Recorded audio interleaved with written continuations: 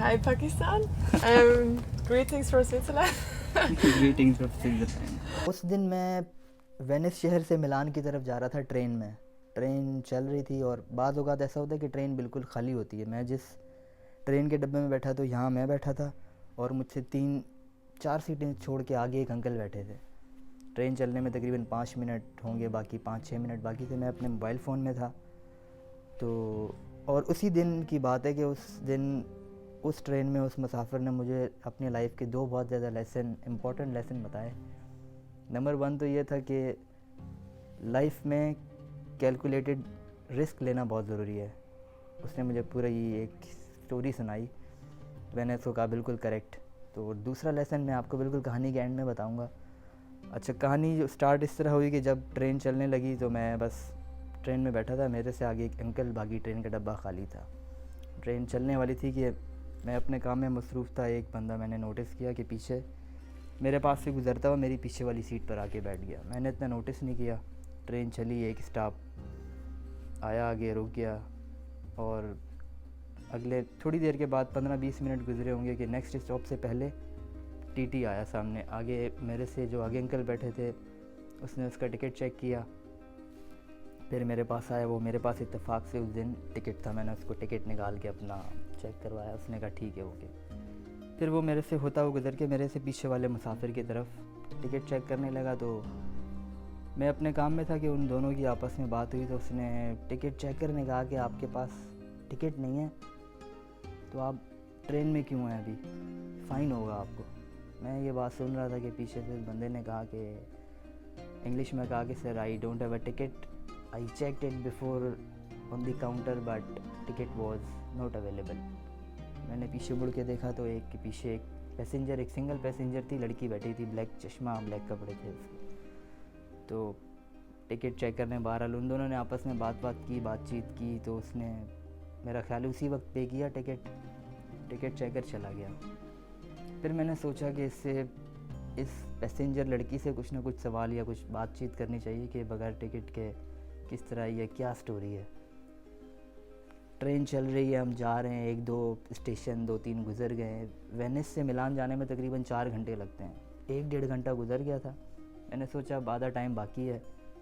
तो इतने में पीछे वॉशरूम की तरफ आया। वॉशरूम से होकर जैसे ही मैं वापस आया तो ट्रेन में इस तरफ 2-2 सीटें थी। एक मेरे से पीछे वाली एक सीट खाली थी और एक सीट पे वही पैसेंजर लड़की थी। वापसी भी ट्रेन में आते हुए मैं उसके साथ ही मैं अचानक से ही नॉर्मल तरीके से बैठ गया। मैंने उसको जाके ही कहा गुड मॉर्निंग, बाकी चीज़ों से बातचीत पूछी। तो उसने मुझे अपनी एक स्टोरी बताई कि किस तरह से मैं आई।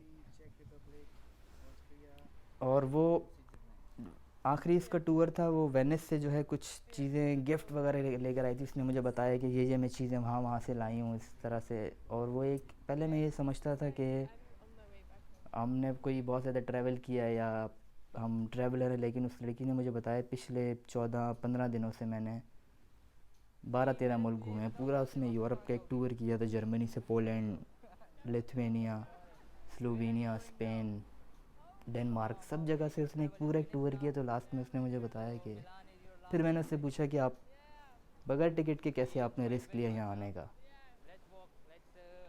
उसने मुझे स्टोरी बताई कि जब मैंने पहले टिकट काउंटर पर टिकट पूछा वहाँ अंदर ट्रेन स्टेशन के, तो उन्होंने मुझे कहा कि अभी सीट्स अवेलेबल नहीं हैं। लास्ट मिनट पर मैंने जब देखी तो ट्रेन में मैंने वैसे ही चेक की तो बहुत सारी सीट्स खाली थी, मैं बगैर टिकट के ही ट्रेन में बैठ गई।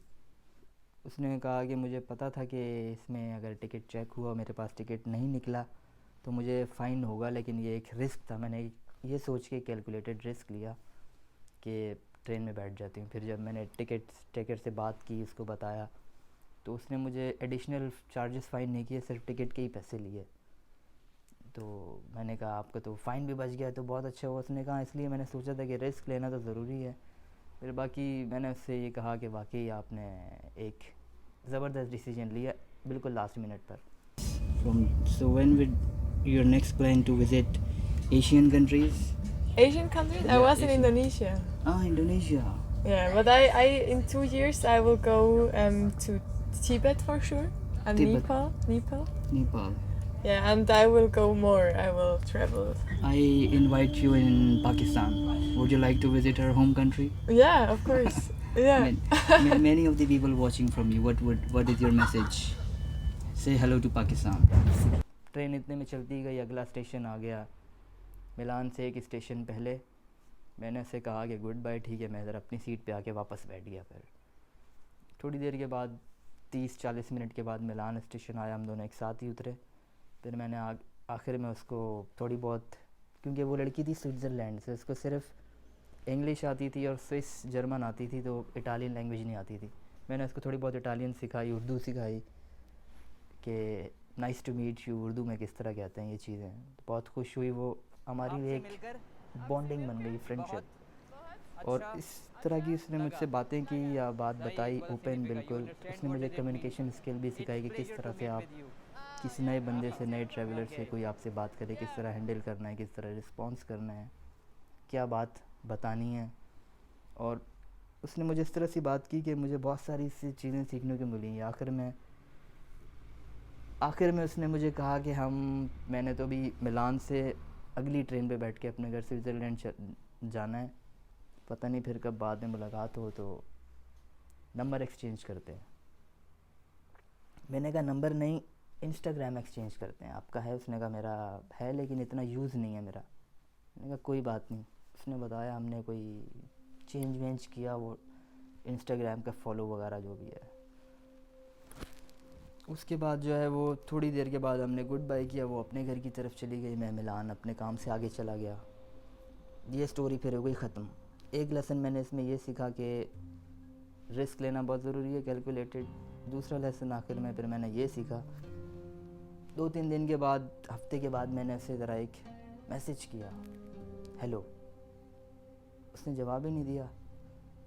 फिर मैंने सोचा हो सकता है कि कोई पासवर्ड उसको पता ना हो, इंस्टाग्राम यूज़ में ना हो, कम यूजेज हो। मैंने फिर उसके बाद मैसेज नहीं किया। काफ़ी दिनों के बाद, 1 महीने के बाद, जो हमने एक तस्वीर साथ बनाई थी उस लड़की ने और मैंने उसको भेजी। मैंने फिर कहा हेलो, उसका फिर भी कोई जवाब नहीं आया।